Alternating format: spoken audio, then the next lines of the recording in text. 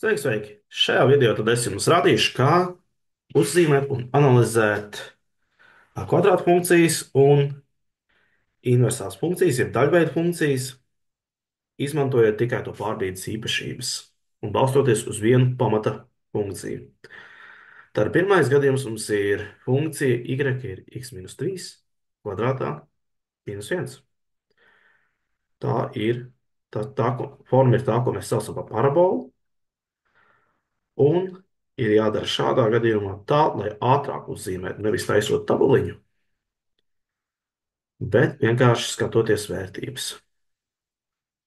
Tad mēs ņemam vērā šos divus skaitļus, un tas principā pateiks virsotni.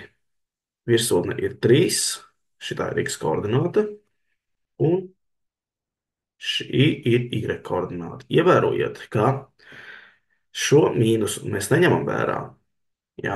Jo mums te ir jautājums, kas padarītu šo iekavu vienādu ar 0. To izdarītu 3.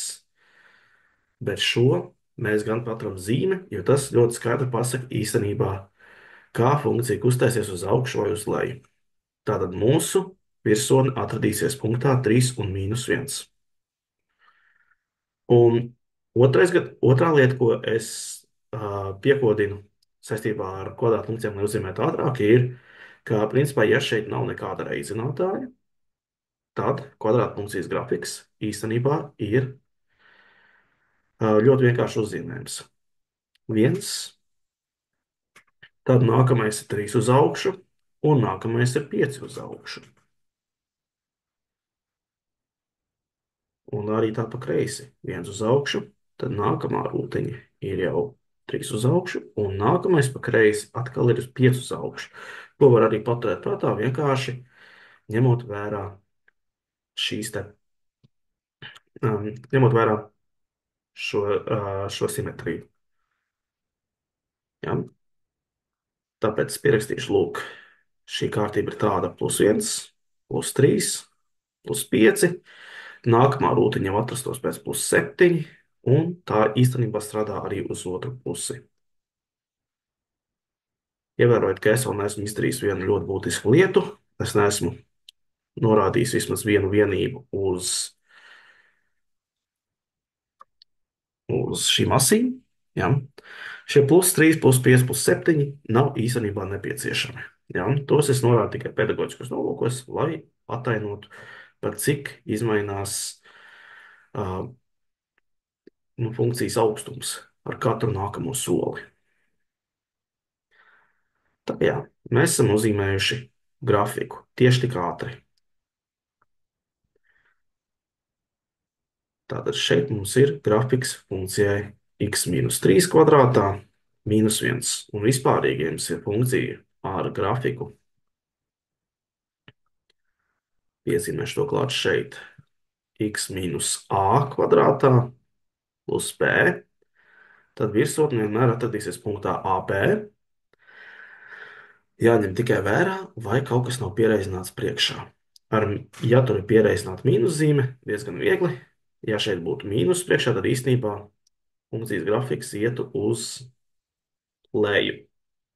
Ja ir pierēzināts kaut kāds skaitlis, teiksim 2, tad īstenībā šie soļi palika 2 reizes lielāk. Tad pirmais solis mums būtu pa 2, nākamais jau būtu 3 reizes 2 pa 6, tad būtu pa 10, tad pa 14. Tagad mēs ķersimies klāt analīzei. Sāksim ar definīcijas apgabalu. Vispirms par x-iem. Jautājums definīcijas apgabalam ir vienīgs. Vai ir kāda x vērtība, ko nedrīkst likt iekšā funkcijā? Un ir tāda, ka vērtības ir iespējams aprēķināt pie jebkāda x, tāpēc mēs rakstīsim šādi. Alternatīvu drīkst rakstīt arī šādi. Tas ir piesais R burts. Bieži vien arī iztiek ar parasto R, bet esmu ieradzis rakstīt ar tādām iebiezinātām līnijām, izceļot, ka tā ir slavenā kopa, reālo skaitļu kopa, pieder visiem reāliem skaitļiem. Savukārt vērtība apgabals. Tas raksturo, kādas ir iespējamās y vērtības, un ievērojiet, ka zemāk par -1 nebūs. Viss sākās ar -1, un tad iet uz augšu. Mīnus 1 ieskaitam, jo šī vērtība tiek iegūta. Es vēl papildus lieku ņem vērā to, ka pozitīvā bezgalība parasti tiek norādīta ar plusu, jo tas ir bez domstarpībām, un otrām kārtām mēs vienmēr rakstam no mazākā līdz lielākajam. Tātad vērtība apgabals. Visas y vērtības, kas ir iespējams, mēs sākam no -1. Ja, tā ir mūsu zemākā vērtība, un uz augšu viss ir iegūstams. Monotonitāte. Monotonitāte nozīmē, kādos gadījumos y aug un y tilst. Un vispirms sāksim par y augšanu. Un mums ir jāraksta nosacījums. Mums ir jāraksta, pie kādiem x notiek šī augšana. Un lūk, sākot ar 3, mēs redzam, ka funkcija iet uz augšu. Tātad sākot no 3 līdz plus bezgalībai. Un dilšana īstenībā notika pirms tam. Mēs redzam, lūk, funkcija iet uz leju. Ja es virzos uz x pozitīvo virzienu, y samazinās. Tātad y tilst, ja x ir no mīnus bezgalības līdz 3. Un trīnieku mēs neieskaitām tāpēc, ka trīniekā, ka tur, kur ir x ir 3, tajā punktā nenotiek ne augšana, ne dilšana. Bet tas, ko mēs zinām, ka šajā punktā ir mazākā vērtība. Tad mazākā vērtība, minimālā vērtība ir -1, ja x ir 3. Tā ir informācija, kā mēs iegūstam mazāko vērtību. Un papildus man pateikt, ka lielākā vērtība neeksistē. Bieži vien šo vispār pat nepiemin. Krustpunkti ar asīm. Tā, un tagad paskatīsim grafikā, ko mēs redzam. Mēs redzam krustpunktus ar asīm, un tie kopsumā ir 1, 2, 3. Mums vajag visus šos krustpunktus aprakstīt. Šajā gadījumā mēs īstenībā no grafika ļoti tīri, kristāli skaidri redzam, kas tur būs. Viens krustpunkts ar y asi mums būs. Un dažreiz tev nevajag vienkārši pateikt, lūk, tas ir x krustpunkts vai y krustpunkts. Dažreiz pietiek vienkārši norādīt atsevišķus punktus. Ar y asi mums krustojās punkts, kura koordināts ir 0 un 8. Ar y asi koordinātas, kuras mums ir 2 un 0 un 4 un 0. Ievērojiet, ka viena koordināta krustpunktiem būs 0. Šis principā pasaka, ar kuru asi, uz kuras asi šis punkts neatrodas. Tas principā precīzāk būtu teikt, ja x koordināta ir 0, tad krusto y asi. Ja y koordināta ir 0, tad krusto x asi. Kā to varēja īstenībā analītiski noteikt? Daudz svarīgāk zināt, kā to var noteikt analītiski. Nu, tad mēs darām šādi. Y asi ir daudz vieglāk noteikt. Ko mēs darām? Vienkārši aprēķinām, kāda ir koordināta, ja x ir 0. Mēs ņemam funkcijas formulu, ieliekam iekšā x vietā 0. Sanāk -3 kvadrātā, tas ir 9. Mums jāatņem ir 1, paliek 8. Tāpēc mēs secinām, ka lūk, šis krustpunkts A mums tiešām ir 0 un 8. Bet kā noteikt krustpunktu ar x asi? Tas ir, principā, mums ir jāpaļaujas uz mūsu algebras prasmēm. Šajā gadījumā mums vienkārši būs jāatrod saknes. Un mēs to varam darīt dažādos veidos. Šeit es parādīšu vienu veidu, un pēc tam parādīšu nākamo. Tad, principā, funkcijas vienādojums, kas ir dots, tiek pielīdzināts nulai. Kāpēc? Es faktiski y vietā esam ielikuši 0. Mēs varam darīt šādi. Viennieku uz vienu pusi. Un tad mēs zinām, ka x - 3, tātad kaut kas kvadrātā, ja tas dod 1, tad tas var būt 1 vai -1. Un Trīnieks tiek pārnests uz otru pusi. Tā rezultātā šeit mēs iegūstam sakni 4, un šeit mēs iegūstam sakni 2. Tā rezultātā es tieku pie sava otrā punkta. Man parasti patīk ņemt sākt ar mazāko x, 2 un 0, bet secībai īstenībā nav tik liela nozīme. 4 un 0. Vai varēja kā citādi? Vai, jā, varēja. Es varēju atvērt visu.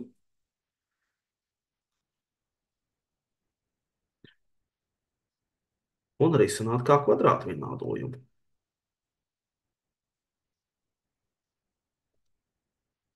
Ja es būtu risinājis kā kvadrātu vienādojumu, es ņemtu vērā, ka reizinājums ir 8, tad brīvais koeficients kvadrātu vienādojumā, un summa ir 6. Pretējā zīme tam koeficientam, kas ir pierēķināts pie x. Un tas dod arī tieši tos pašus divus gadījumus, 2 un 4. Kā rezultātā es atkal secinu, ka man ir punkti 2, 0 un 4, 0. Tad vairāk veidi, kā noskaidrot krustpunktus. Un visbeidzot, vienādu zīmju intervāli. Tas principā nozīmē, y ir lielāks par 0, ja, un y ir mazāks par 0, ja. Un mēs īstenībā droši paliek nedroši skatāmies šo caur grafiku. Vispirms es iezīmēšu ar zaļu krāsu to daļu funkcijai, kura ir pozitīva. Šī daļa principā ir tad, ja mums ir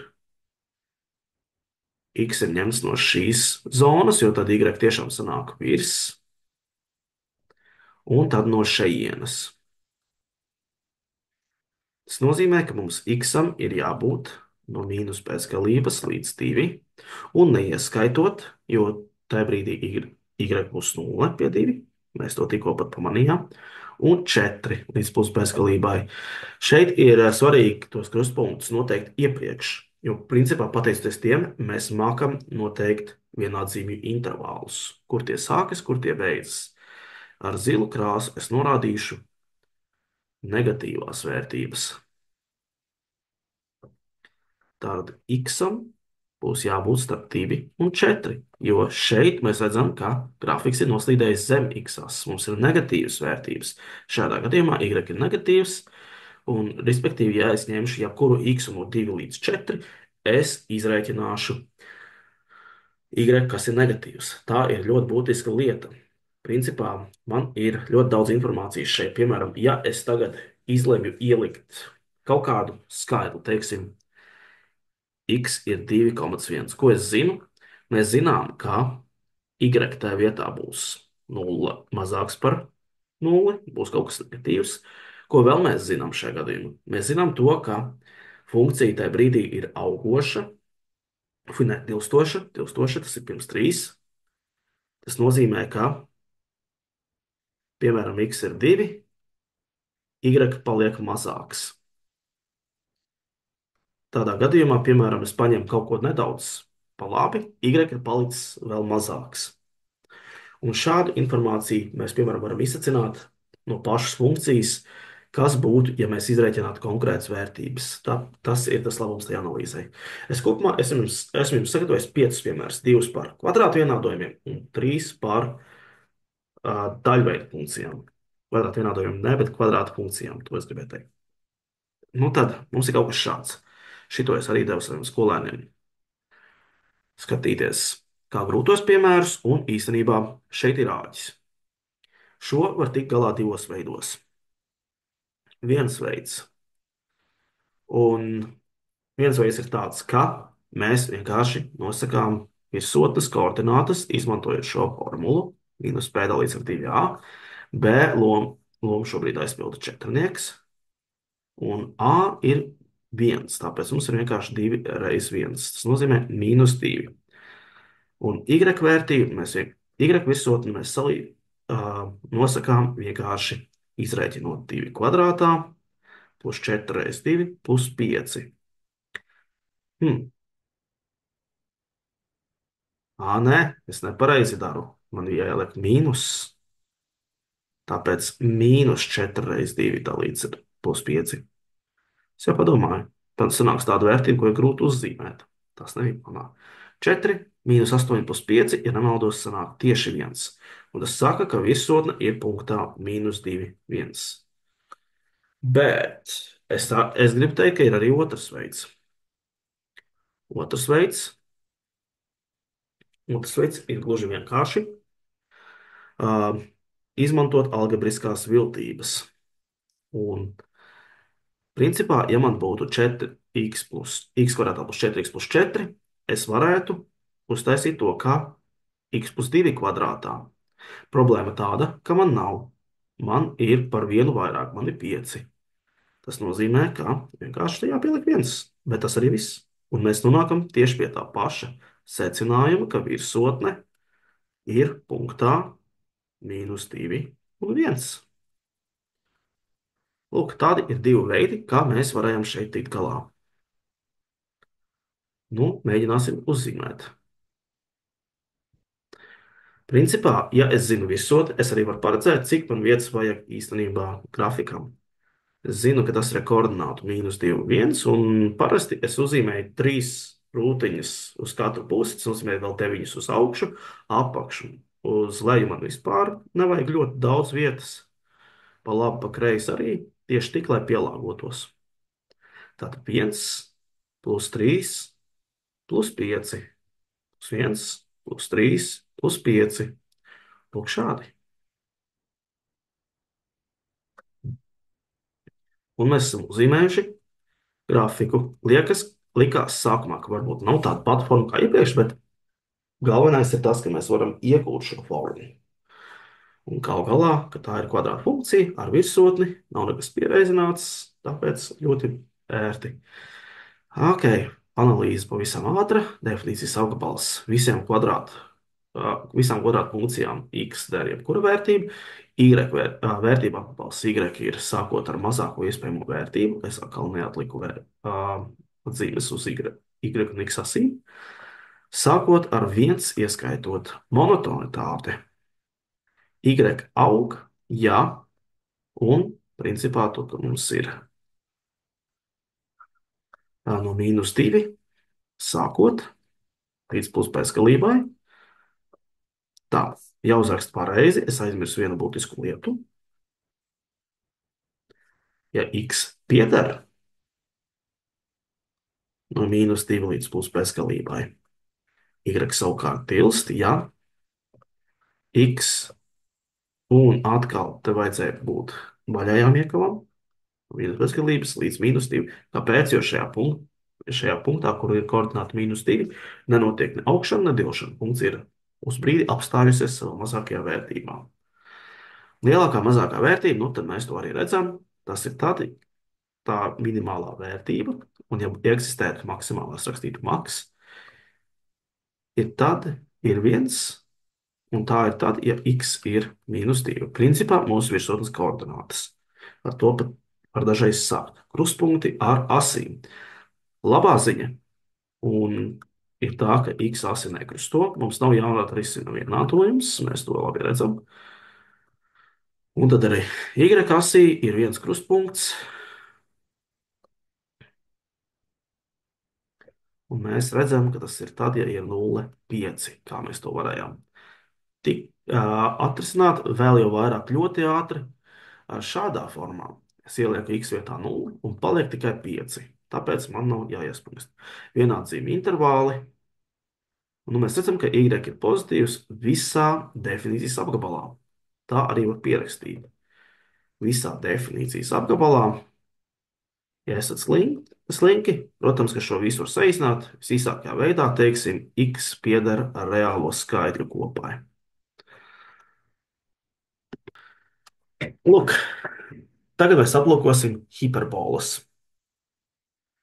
Un mēģināšu tagad uzzīmēt hiperbolu. Parastā hiperbola izskatās tā viegli uzzīmēt ar šādu formu, vai ne?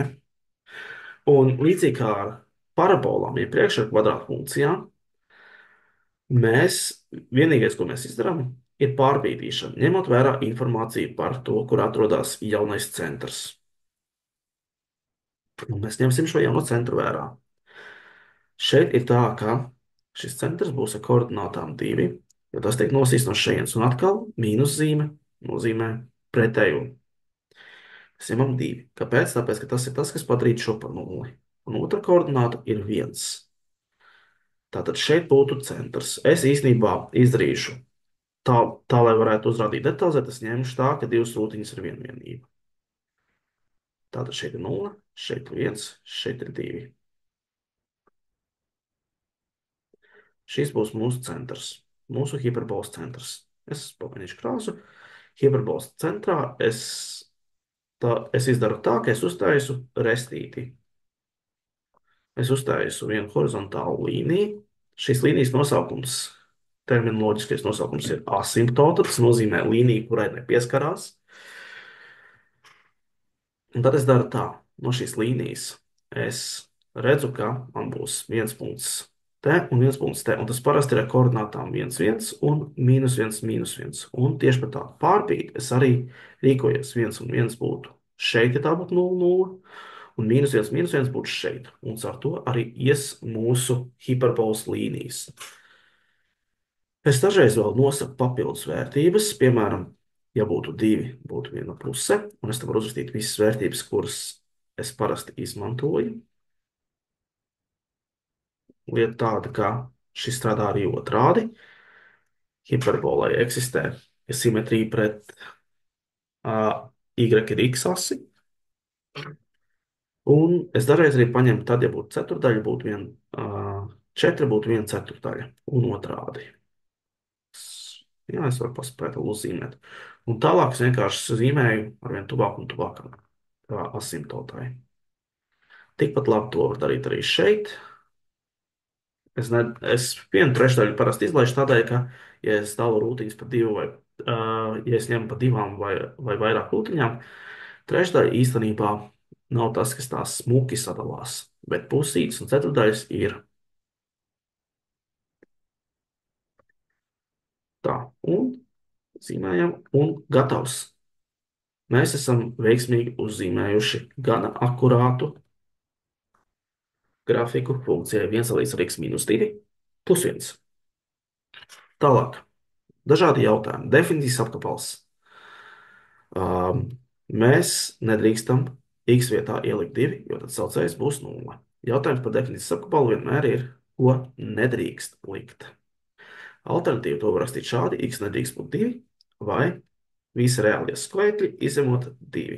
Es visbiežāk izmantoju kā pirmo vai pēdējo, jo man patīk aprakstīt, kas der, nevis kas neder. Vērtība apgabals, kas ir pieļaujams y? Ko y var sasniegt? Izrādās, y var būt viss no mīnus bezgalības līdz 1 un no 1 līdz plus bezgalībai. Kā es to zinu? Izrādās, padomājiet, ja es ielieku iekšā jebkādu skaitli, vai vispār ir iespējams panākt to, lai šī daļa sanāktu 0. Vai es varu ar kaut ko dalīt tā, lai viss kopā sanāktu precīzi 0? Nē, vienmēr būs atšķirīga no 0. Tāpēc, ja pieskaita 1, būs arī atšķirība no 1. Un asimptota gal galā ir tā, kas man šo uzsvers. Šīs restītes īstenībā pasaka, kāds ir definīcijas apgabals, kas tiek izlaists definīcijas apgabalā un kas tiek izlaists vērtību apgabalā. Līdzīgi kā definīcijas apgabalā, mēs to varam pierakstīt arī ērtāk šādi. Monotonitāte. Tāda augšana, dilšana. Ar augšanu dilšanu ir tā, ka šeit punkts iet uz leju, šeit punkts iet uz leju, šeit iet uz leju, bet arī te tā iet uz leju. Tas nozīmē, ka funkcija dilst visā definīcijas apgabalā. Tas ir pieņemtais veids, kā to rādīt. Bet var, protams, arī izmantot kādu no definīcijas apgabala apzīmējumiem. Funkcija dilst, ja x, piemēram, ir jebkurš reālais skaitlis, izņemot 2. Šeit es pieļauju, ka daudziem varētu būt jautājumi. Bet pagatavot kādu pilšanu, ja šis punkts, teiksim, kur koordināti ir 3, x ir 3, ir lielāks par šo punktu, kur koordināta ir 1. Vai tā tiešām ir dilšana?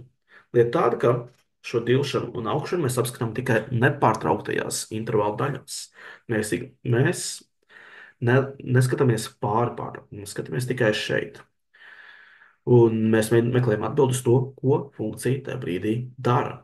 Un, ja man paliek tikai bišķi lielāks x, y arī paliek tikai bišķi mazāks. Lielākā, mazākā vērtība.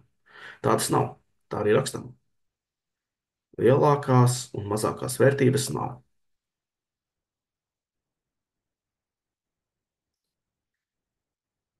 Es šeit neriskētu izmantot kopu simbolus kā tukša kopa. Es vienkārši rakstītu lielākās un mazākās vērtības nav vai neeksistē. Krustpunkta rasība. Mums ir divi. Šeit un šeit. Punkts A un punkts B. Iezīmēšu varbūt ar citu krāsu jau. Ar punkts A, punkts B. Tā kā tie ir mūsu krustpunkta rasība. Kā tos noteikt? Nu, līdzīgi kā iepriekš, y skatījumā tas ir ļoti viegli. Mēs reiķinām, kāda ir x koordināta, ja es ievietoju nulli mūsu funkcijas izteiksmē. Mīnus viena puse plus viens. Ja? Un no viena nieka atņemot pusi, paliek viena pozitīvā puse. Līdz ar to viens no tiem ir krustpunkts. Viena puse, otrādi. Nulle un viena puse. Atceramies, mēs tikko noteicām, ar ko ir vienāds y, kad x ir nulle.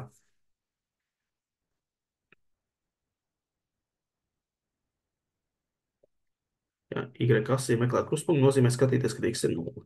Savukārt x asī meklēt krustpunktu nozīmē skatīties, kad y ir nulle. Un šoreiz tas ir grūtāk. Mēs ņemam mūsu funkcijas izteiksmi un vienlīdzinām ar nulli. Kāpēc? Tāpēc, ka mēs praktiski y vietā esam tagad ielikuši nulli. Kā es šo risinu? Es izmantoju ekvivalentos pārveidojumus. Vispirms es nesu viennieku uz otru pusi. Un to es izdaru tā, ka principā es atņemu no abām vienādām pusēm viens. Nākamais. Es daru šādi. Es samainu vietām saucēju ar skaitītāju, bet to pašu es izdaru arī otrā pusē. Kāpēc? Ja es, piemēram, zinu, ka 2 dalīts ar 5 ir tas pats, kas 4 dalīts ar 10, tad es arī tikpat labi varu secināt, ka 5 dalīts ar 2 ir tas pats, kas 10 dalīts ar 4. Daļas var abās pusēs apgriezt un saglabājas vienādība. Tas savukārt nozīmē to, ka man ir x mīnus 2 ir vienāds ar mīnus 1, divnieku uz otru pusi, x ir 1. Ko mēs, starp citu, varējām jau viegli arī nolasīt no grafika, bet tas vienmēr nebūs gadījums. Mums ir arī palikuši tādi piemēri, kuros to vajadzētu zināt. Tad x ir 1 tajos gadījumos, tajā gadījumā, kad y tie ir mūsu krustpunktu rasimi. Un krustpunktu rasimi īstenībā tieši krustpunkts ar x rasimi palīdz noteikt vienādzību intervālus. Un atkal līdzīgi kā iepriekš, ar zaļu krāsu es norādīšu, kas man ir pozitīvs. Un es skatos, lūk, no sākuma man grafiks tiešām ir pozitīvs, un tad pie B beidzot pozitīvs. Bet sākot no 2 atkal ir pozitīvs, un pateicoties asimtotei, tas vienmēr būs viss uz viens, tad arī ir pozitīvs. Un tā es arī rakstīšu, y ir pozitīvs, lielāks par 0, ja x ir no mīnus bezgalības līdz 1, un tad pēc tam no 2. No divnieka atkal sākot viss ir pozitīvs. Un pretēji mēs varam pamanīt, ka, lūk, šajā zonā y ir negatīvs. Tad y ir negatīvs, ja x ir starp 1 un 2. Funkcija ir noslīdējusi zem x ases. Tieši tad, ja mums x ir starp 1 un 2. Nu tad paskatīsimies vēl kādu piemēru. Kaut kas cits būs. Paskatīsimies, kā mums ar to veiksies. Mēģinu paredzēt, kā man jāzīmē. Es redzu, ka virsotne, nevis virsotne, bet centrs, hiperbolas centrs, ir ar koordinātu mīnus 1 un 2. Tas nekas, ka šeit priekšā ir mīnus. Mīnus īstenībā darīs kaut ko citu. Tad es paredzu, ka man vajag mīnus 1 un 2. Un es droši palieku nedroši iezīmēju kādas papildus 6 sūtiņus uz augšu un 6 uz leju no tā punkta, un 6 pa labi, 6 pa kreisi no tā punkta, un tas man ļauj īstenībā plānot. Tātad, ja šeit būs centrs ar koordinātām mīnus 1 un 2, tas man ļauj plānot, ka īstenībā es varu šeit arī zīmēt savas asis. Lūk, tā. Es nosaku centru un vienkārši pielāgoju savus asis tā, lai man viss sadara. Un atkal es zīmēšu tā, ka viena vienība ir divas rūtiņas uzreiz. Viens un viens, un šeit ir mīnus viens un divi. Un līdzīgi kā iepriekš, es palīdzu sev uzzīmējot rešķi.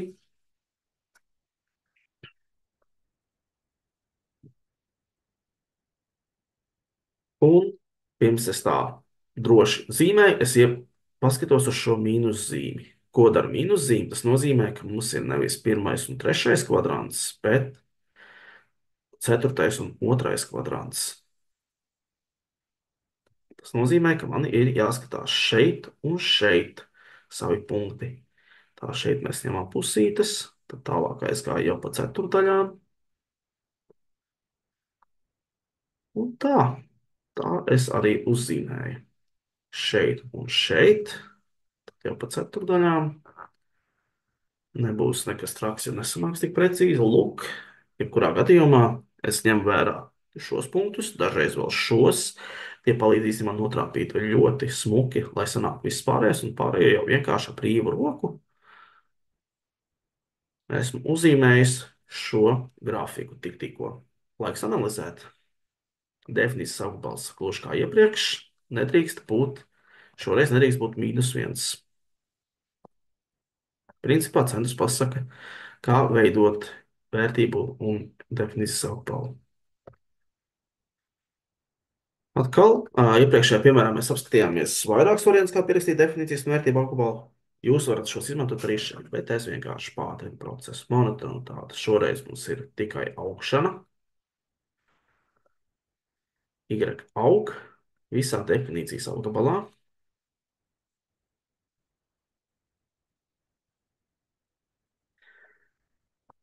Ar lielāko un mazāko vērtību. Lielākās un mazākās vērtības nav.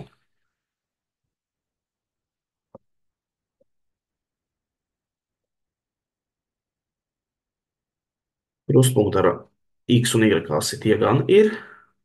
Un es skatos, ka tos būs ļoti interesanti noteikt. Es atkal sākšu ar to, kas ir uz X ases un Y ases. Uz to, kas ir uz Y ases. Y ases tas nozīmē, ka X ir 0. Tagad es rēķinu Y pie 0, kas sanāk mīnus 1 dalīts ar 1 plus 2. Tas ir 1. Super. Tieši tā es arī redzu. Tā kā man ir precīzi uz līnijām, tad īstenībā es varu pat nerēķināt. Un to es īstenībā izdarīšu arī ar otro. Tad man ir 0, 1, un es redzu, ka B krustojās tur, tātad puse no mīnus 1 ar mīnus 0,5 un 0. Profilaksē es gan tik un tā pēc tam parādīšu, kā to nosaka. Jo nav izslēgts, ka jums var prasīt, tieši parādiet, kā jūs neizmantojot grafiku, to atrodat. Nu tā, mīnus 1 dalīts ar x plus 1 plus 2 ir 0. 2 ies uz otru pusi, bet te mēs pārceļam, atņemot 2 no abām pusēm. Un tad notiek mūsu maiņa. Mēs samainām saucēju un skaitītāju, bet to izdarām arī šeit. Mīnus zīmes mēs varam ignorēt. To, ka saucējs ir 1, mēs arī varam ignorēt. Atliek tikai pārnest viennieku uz labo pusi, atņemam abām pusēm 1. Tā ir puse mīnus 1, un tā ir mīnus 1 puse. Tieši tā, kā es šeit esmu uzrakstījis. Jūs varat rakstīt gan daļu, gan decimālu daļu. Matemātikā vienmēr abi šie pierakstu veidi ir pareizi. Vienādzīmju intervāli. Vienādzīmju intervāli. Nu, kā teicu, krustpunkts palīdz tas noteikt. Vispirms, kad Y aug, un skatāmies, Y ir pozitīvs, nevis aug. Augšana mēs jau noteicām. Y ir pozitīvs.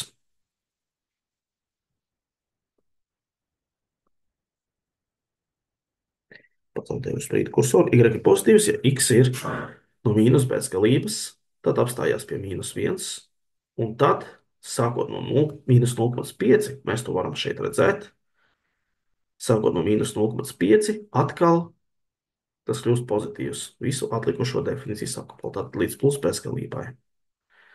Mīnus 0,5. Savukārt y ir negatīvs, ja tas tomēr ir patrāpījies starp mīnus 1 un mīnus 0,5. Tātad šajā zonā. Pēdējais. Atkal, līdzīgi kā ar kvadrātu vienādojumu, es gribu iedot vienu, kur mums ir jāpastrādā ar formu. Un tas triks, ko var izdarīt šajā gadījumā, ir šāds. Es sadalu divos saskaitāmajos skaitītāju.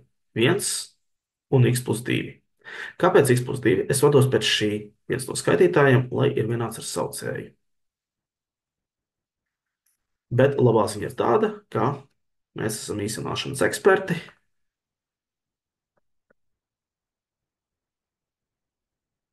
Šie saīsinās vienādi dalītāji, tātad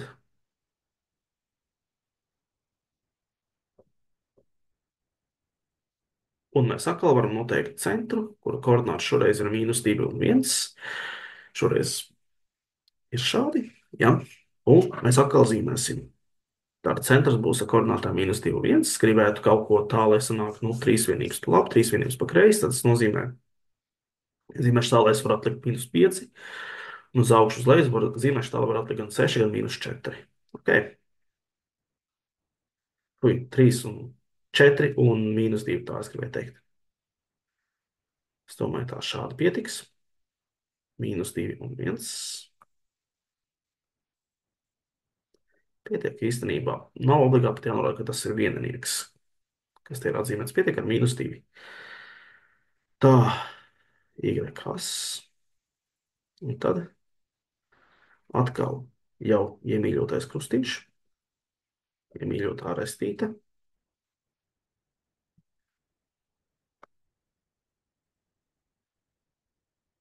Un mums ir šoreiz pozitīvi, nav nekas piereizināts negatīvs, nozīmē, ka mums atkal ir pirmais kvadrants un trešais kvadrants. Un atkal savienojam šeit, tad tik zīmējam. Savienojam šeit, un tad tik zīmējam. Lūk tā. Un tas, ko mēs efektīvi esam uztaisījuši, ir x plus 3 dalīts ar x plus 2. Definīcijas apgabals rakstam. Nedrīkst būt mīnus 2, nu tad no mīnus bezgalības līdz mīnus 2, no mīnus 2 līdz plus bezgalībai. Vērtībā apgabals nevar sanākt 1, nu tad no mīnus bezgalības līdz 1, no 1 līdz plus bezgalībai. Monotonitāte. Visu laiku funkcija tilst, y tilst visā definīcijas apgabalā.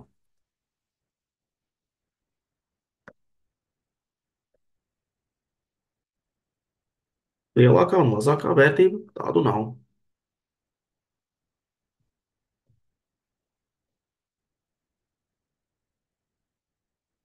Ja es visu laiku pierakstu šo garo frāzi, jums tā arī ir jāizdara. Jūs tomēr norādat informāciju par to, kas ir ar lielāko un mazāko vērtību. Krustpunkti ar asīm. Divos veidos. Šoreiz katrs hiperbolas zars dod citu krustpunktu. Šeit ir arī x asi, šeit arī y asi. Vai es varu nerēķinot vienādojumus noteikti? Jā, protams. Ja var, tad tā arī darām. Tad mums šoreiz ir krustpunktu. Tātad x ir 0 un y droši vien, ka ir 1,5. Tā arī ir, ja es ielieku 0, man ir 3 puses, 1,5.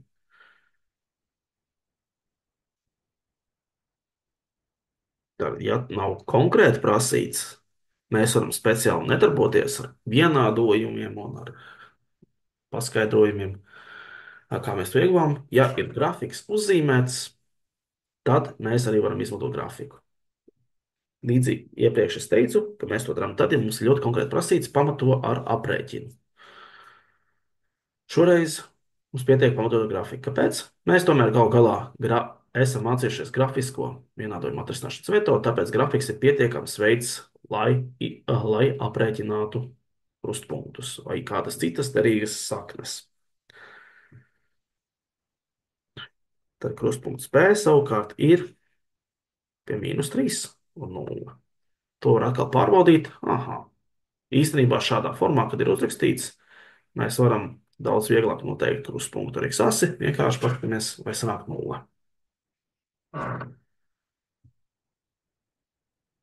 Un tālāk vienādzīmju intervāli mēs izmantojam, ja noteikto tieši krustpunktu ar x asi un izmantojam vērtību apgabalu y, lai parādītu, kad ir pozitīvs un kad ir negatīvs. Y ir pozitīvs, ja. Tātad atkal x ir no mīnus bezgalības līdz sanāk -3 un no -2 līdz plus bezgalībai. Negatīvs, ja x ir starp -2 un -1. Nē, un fuj, sajauc. Starp -3 un -2. Starp -3 un -2.